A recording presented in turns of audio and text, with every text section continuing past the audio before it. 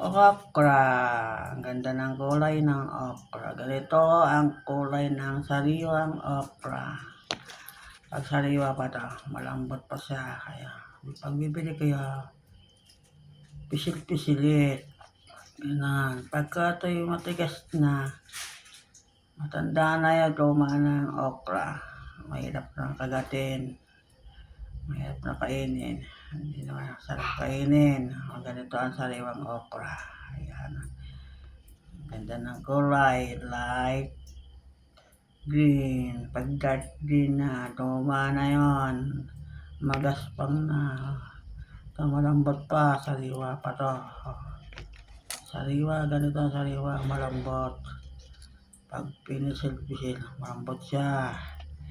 Pag matanda na, mahirap na yan. Hindi naman na mapasil na mag-ayos sa sarap to okra.